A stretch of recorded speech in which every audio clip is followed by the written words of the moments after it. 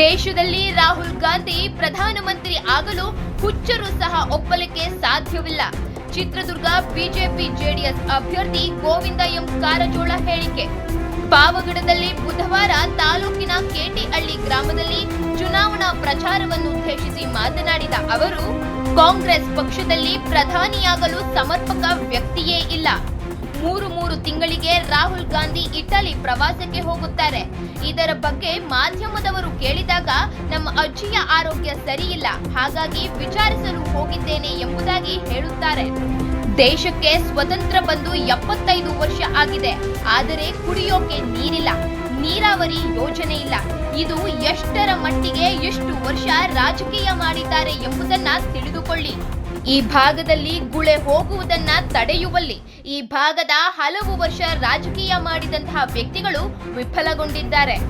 ಈ ಇಂದಿನ ಅವಧಿಯಲ್ಲಿ 27,000 ಕೋಟಿ ಅನುದಾನ ಭದ್ರಾ ಯೋಜನೆ ಕಾಮಗಾರಿ ತ್ವರಿತವಾಗಿ ಪ್ರಾರಂಭಿಸಲು ಅನುದಾನ ನೀಡಲಾಗಿತ್ತು.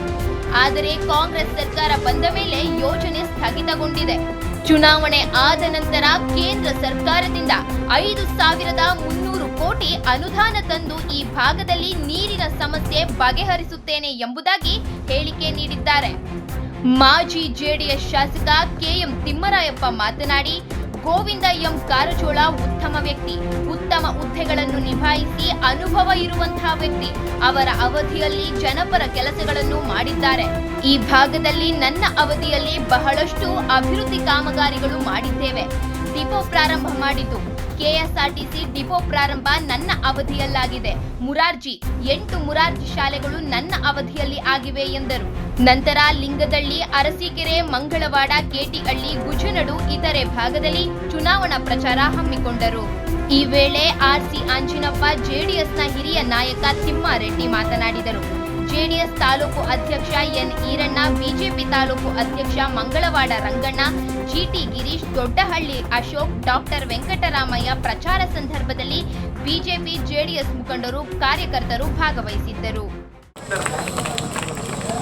ಕುಮಾರಣ್ಣನ ಸಂಪುಟದಲ್ಲಿಯೂ ಕೆಲಸ ಮಾಡಿದ್ದೀನಿ, ದೇವೇಗೌಡರ ಕೈ ಕೆಳಗೂ ಕೆಲಸ ಮಾಡಿದ್ದೀನಿ. ಯಡಿಯೂರಪ್ಪನವರು, ಬಸವರಾಜ ಬೊಮ್ಮಾಯಿ ಅವರು, ಜಗದೀಶ್ ಶೆಟ್ಟರು ಮತ್ತು ಸದಾನಂದ ಗೌಡರ ಸಂಪುಟದಲ್ಲಿಯೂ ನಾನು ಕೆಲಸ ಮಾಡಿದಂಥವು.